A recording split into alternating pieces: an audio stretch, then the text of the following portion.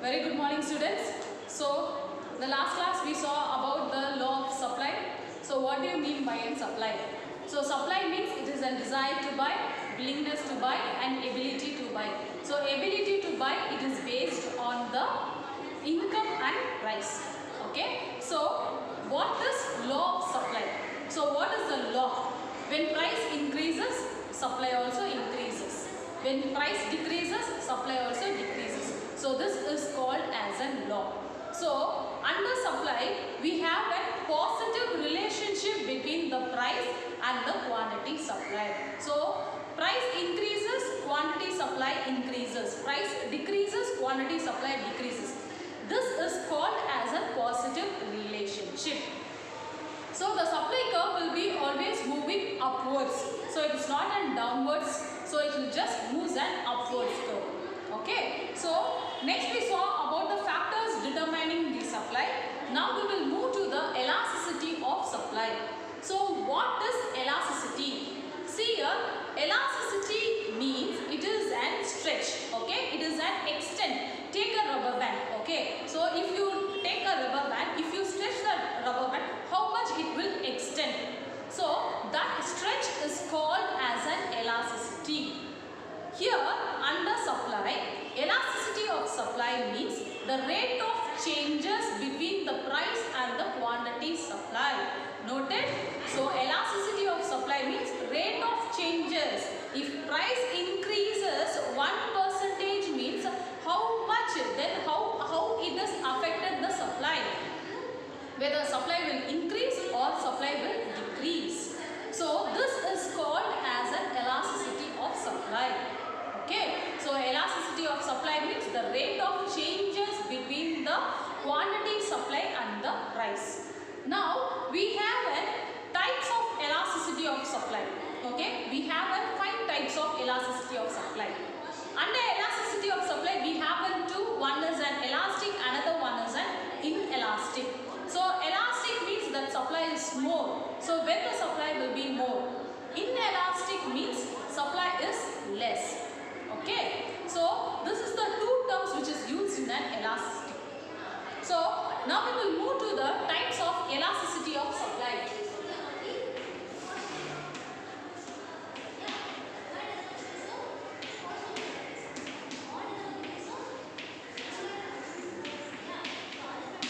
So same as it is like a demand, under demand we have 5 types of price elasticity. So first one is a perfectly elastic, perfectly inelastic, unitary elastic, relatively elastic and relatively inelastic. If it is demand means we have to add a demand. If it is supply means we have to add a supply. So first one is a perfectly elastic supply. So what do you mean by a perfectly elastic supply? So see here under perfectly elastic supply. So perfectly elastic means that is the price remains and constant here. Price will be and constant but supply will be keep on increasing. So this is called as a perfectly elastic supply. Under certain conditions the price will not change but the supply alone will be keep on increasing. So this is called as a perfectly elastic supply. Second one is a perfectly inelastic. Perfectly inelastic where supply remains constant but price alone will be keep on increasing. See, take an example of an gold. Okay, the supply is a constant. Supply does not increases.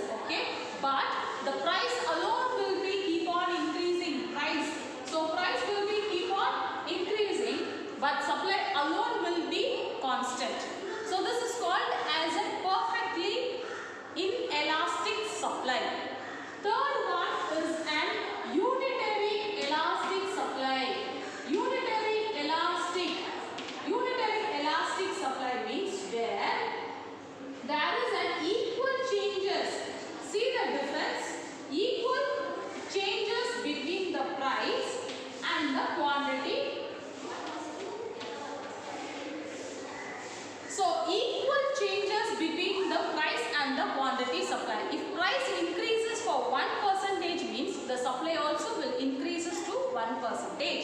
If price decreases for 1% means the same automatic, the supply also will decrease as a 1%. So this is called as a unitary. So proportional change in the quantity supply is divided by proportional change in the price. So there is an equal changes between the price and the quantity supply. So this is called as a relatively elastic supply. Okay? Sorry, unitary elastic supply. Fourth one is an relatively elastic supply. Relatively elastic supply means where there is an small changes in a price, it shows a big changes in the quantity supply. See here, can you able to see the difference? For a small changes in the price, okay? But what happens to the supply? For a small changes increase in the price, automatically there will be a big supply. So the supply will be more. So take an example of any commodities, okay? So if there is a small changes, little bit price increases, okay? Automatically the supply will be more. So this is called as a relatively elastic supply. Relatively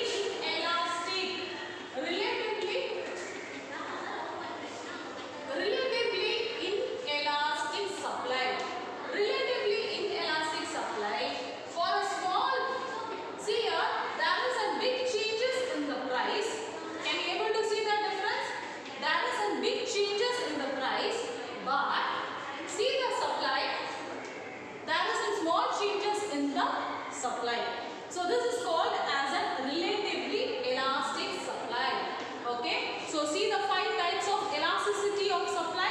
So elasticity means the rate of changes between the price and the quantity supply. So how much the price increases or decreases, how it affect the supply. So this is called as an elasticity of supply. Okay. So under elasticity of supply we have 5 types. So first one is a perfectly elastic supply, perfectly inelastic, unitary, relatively and relatively inelastic. So under perfectly elastic, so price remains in constant but supply alone will be changes. Okay. So supply will be keep on increasing but price remains constant. So this is called as a perfectly elastic. Perfectly inelastic supply is less. So supply does not change but price alone will be keep on increasing. Okay. So this is called as a perfectly inelastic. The third one is a unitary elastic supply. Under unitary elastic supply where there is an equal proportional change in the price and the quantity supply. If 1% increase in the price, so the same equal 1% will be changes in the quantity supply. So there is an equal proportionate between the price and the quantity supply. So this is called as a unitary elastic. Fourth one is a relatively elastic. Relatively elastic means for a small changes in the price, it shows a big changes in the supply. So this is called as a relatively elastic. Then relatively inelastic means there is a huge changes in the price but the supply will does not increases. It does not shows more. Okay. So this is called as a relatively inelastic. Next we move to the factors governing of elasticity of supply. So when a supply will change. Okay. So see here the elasticity, whether it is an inelastic or elastic. So elastic means supply is more. Inelastic means supply is less. Okay. So first one, it is a nature of the commodity. So it is based on the nature of the commodity. See, we have 2 types of nature of commodity. One is a perishable commodity, another one is a durable commodity. Okay. So perishable commodity, its lifespan is very small. Take an example of 1 hour, okay, 1 hour, 1 day or 1 week. So example, milk, flowers, fruits, vegetables, meat, fish. etc. So this is all considered as a perishable commodities. Okay. And the next one, it is a durable commodities. Durable commodities, its lifespan is more. It is more than 1 year, it has a more than 5 years, or it has more than 10 years. Okay. So the lifespan has more. So example, take an example of a wooden chair, table, fan, whatever it is which stay for more than a year. Certain commodities which you can store for more than a year. So this is all called as a durable commodities. So under perishable commodity, the lifespan is very less. Under durable commodity, the lifespan has more. So what happens to the supply? So under perishable commodity, the supply is inelastic. Under durable commodity, the supply is elastic. So we have a long time, so the supply will be more. But for the perishable commodity, the timing is very short. So what happens? The supply is inelastic. So we can't able to supply. Okay. So supply is inelastic under the perishable commodities, and for the durable commodities, the supply will be an elastic. Okay. Next we come to know about the cost of production. So cost of production which explains that, see, a producer's main mentality that he wants to reduce the cost of production. If the cost of production, that is, what is cost of production first? Cost of production means in order to get an finished product, okay, that is the output. In order to get an output, what are the raw materials we are using? That is called as an input. So that is called as a cost of production. So in order to produce one commodity, we are using certain raw materials, okay, and certain miscellaneous expenses we are doing. Like we are paying an rent, we are paying an wages for the labor, we are paying an interest for the capital, electricity bill, fuels, other expenses. Okay, so all this cost is called as a cost of production. In order to produce a commodity, the main mentality of a producer that he wants to reduce the cost of production. If the cost increased, what happens to the supply? So supply is elastic or supply will be an inelastic. So that is a question. So what happens? So here they have explained, if the cost of production is increased, if it is increased means the entire amount which he has put on the cost of production. So what happened to the elasticity of supply? So the supply will be an inelastic because certain amount which has been allocated, but the cost of production has been increased. So now the availability of money will be less. So the supply also will be less. But if the cost of production decreases, okay, so whatever the raw material price decreases, electricity bill decreases, tax decreases, so many things are, if the price are decreased, it has been reduced. So cost of production reduced, what happens to the elasticity of supply? So the supply will be more. So the supply is an elastic, will be a more elastic. Okay. So if I am having an availability of money, I will invest in a business. So supply will be more. If the cost of production decreases, supply will be more. If the cost of production increases, supply will be less. So that less or more, it is called as a supply is elastic and supply is inelastic. Okay. Next we come to know about a technical condition.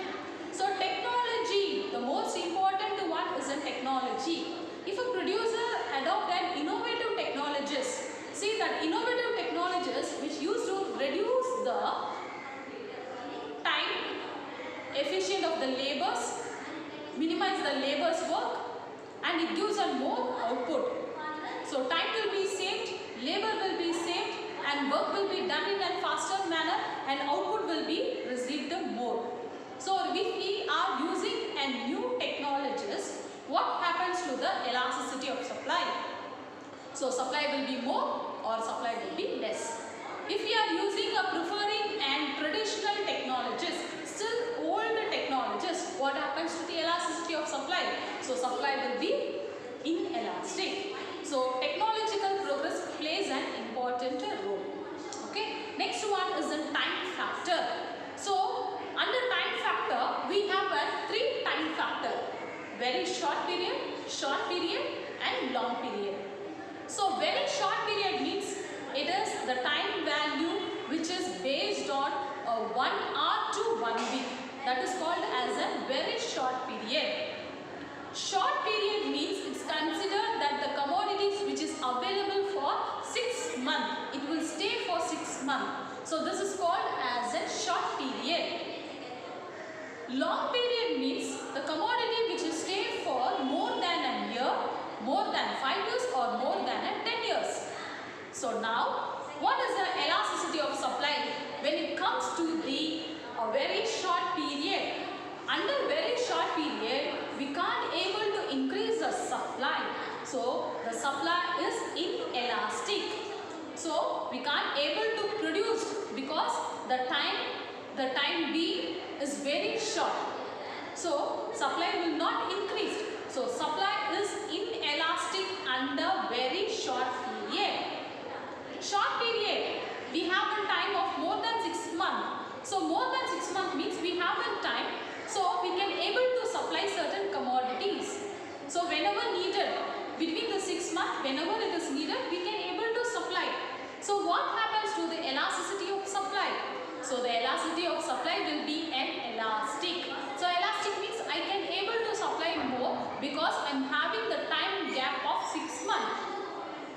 Then under long period, when it comes to a long period or more than a year, more than 5 years or more than 10 years, I am having a time I can supply more. So whenever it is needed, I can supply more. So this is called as a long period. So what happens to the supply? So the supply will be as a more elastic. More elastic means what? I am having a more time. Okay, so legible time I am having. So with that time, I can able to produce, I can able to supply more commodity. The best example for long period is an electricity.